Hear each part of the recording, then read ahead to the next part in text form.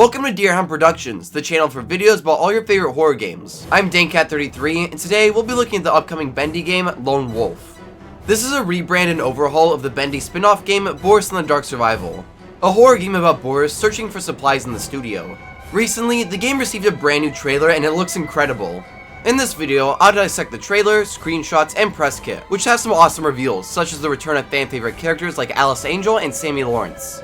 The trailer starts just as Dark Survival does, with Boris sitting down, and a voiceover from what sounds like Alice and Angel, reading off the game's original opening script. Once there was a wolf, living in a very dangerous world.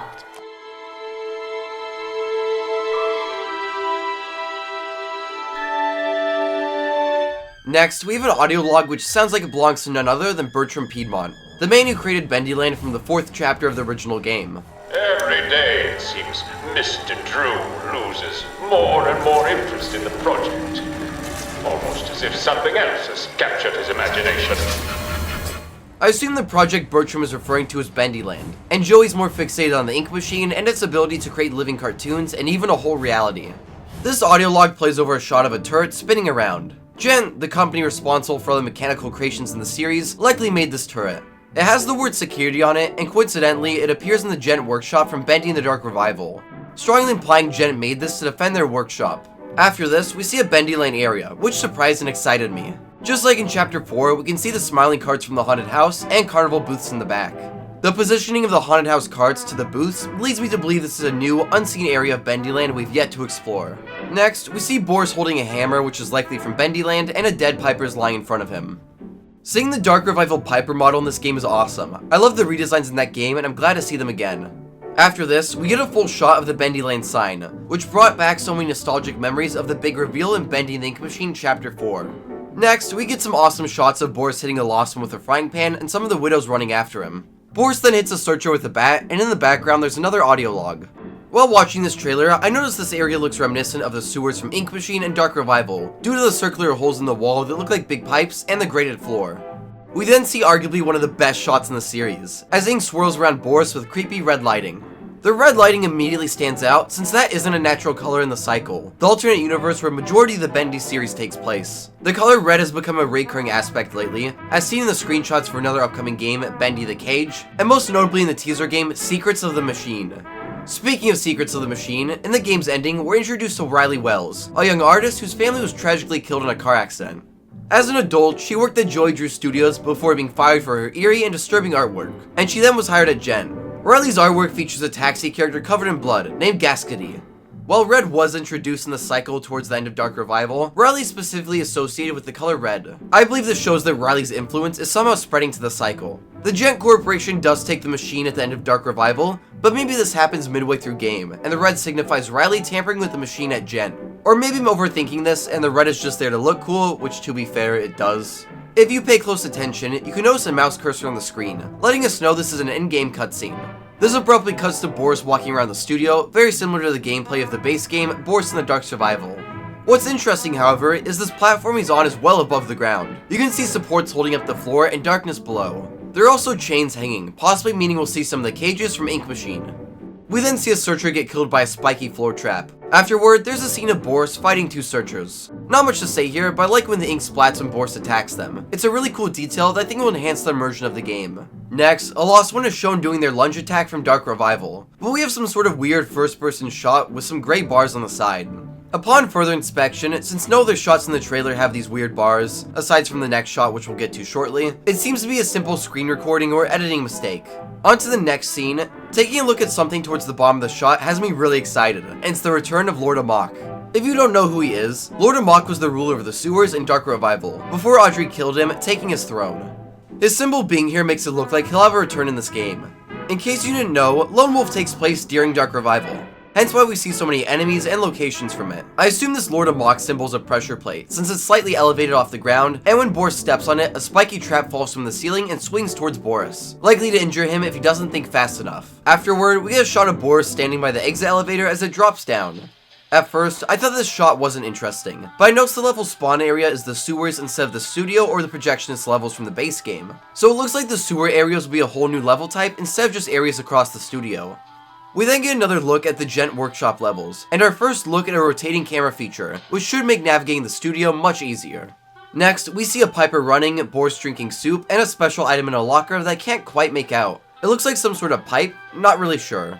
We see more of the Gent Workshop with a turret and another shot of the sewers. What's interesting in this shot is it has a level R sign, confirming that this is the same set of sewers from Dark Revival, where Lord Amok reigns supreme. Then Boris kills a searcher in the sewers, and oh, we see a robot Boris.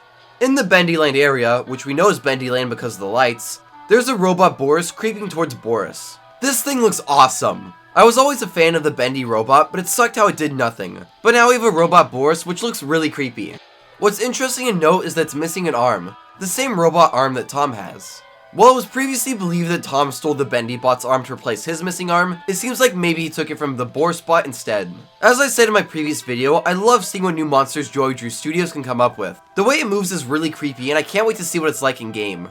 The next scene shows us more of the level R sewers, and connected to the chains is what looks like a Butcher Gang body or plushie. It's hard to tell. Speaking of plushies, this is followed by a look at Bendy Land. This area is titled Piedmont Amusement, named after Bertram Piedmont, the previously mentioned creator of Bendy Land. There's a sign for Kingpin Lanes, which is another location we saw in Dark Revival. Maybe this means we'll end up going to the Lost City or even getting a bowling minigame. Speaking of minigames, we can see a claw machine and whack-a-mole. While it's possible these could be the new minigames mentioned in the Steam post, I think it's more likely this is where Boris gets his hammer. The hammer in the whack-a-mole level is the same one he previously used to fight enemies, implying that we could take different weapons while on different levels, which we may be able to bring back with us to the shelter or to more missions. There are also some adorable plushies alongside these games, and some sort of Alice Angel sign. The trailer ends with the Allison-sounding voice mentioning the Ink Demon, and showing a snippet of him. Oh sorry, there's actually one last scene of Boris in the Piedmont Amusement area, talking with his hands. Alright buddy, you do you. I guess this means there are new emotes and you can use them in levels, why not? With the trailer out of the way, let's take a look at the Steam page. The first screenshot shows the Ink Demon pursuing Boris through the sewers. What's most interesting to me is there's a wrench on one of the ink pipes in the sewers. A wrench is one of the items you need to collect to escape the levels in Dark Survival, so it seems like in the Lone Wolf sewer levels, these items will spawn on the ink pipes. Next, we get another look at the Gent Workshop, with a better look at the coffee machine, previously seen in the trailer and Dark Revival, along with some sort of mystery box. I assume these will randomly spawn in the Gent Workshop levels and will drop an item or weapon. Speaking of weapons, Boris is holding what looks like a plunger, confirming my theory that it'd be a weapon in Lone Wolf. We get another screenshot of the Gent Workshop with the turret, this time showing the Gent logo, confirming that Gent made these. Then another one shows Piper and a Widow in the workshop, so it seems like multiple enemy types can spawn together on the same level, unlike how it was in Dark Survival. The last shot shows Boris running through the sewers, nothing too interesting here. The store page's description has a couple GIFs, a lot of which feature things we've already seen or discussed, so I'll just talk about the interesting ones. We see what appears to be Boris holding a key, which could be an animated version of the scene in Dark Survival, where Boris unlocked the door to Mila's room, only for it to be revealed that Mila was Alice.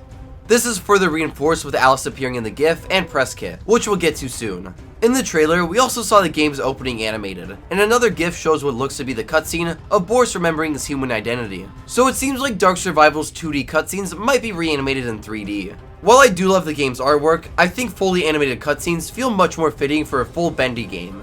We also see Robot Boris wildly swinging, which could be his game over jump scare. Again, I'm really excited to see that guy. The GIFs also have some new character reveals, such as Stryker and Fisher, somewhat visible in the Butcher Gang GIF, which again could be a reanimated version of the cutscene where Boris accidentally releases them. It looks like Porter's in the GIFs. We can see an inky figure with a rope on them, which matches up with Porter from Bendy the Dark Revival.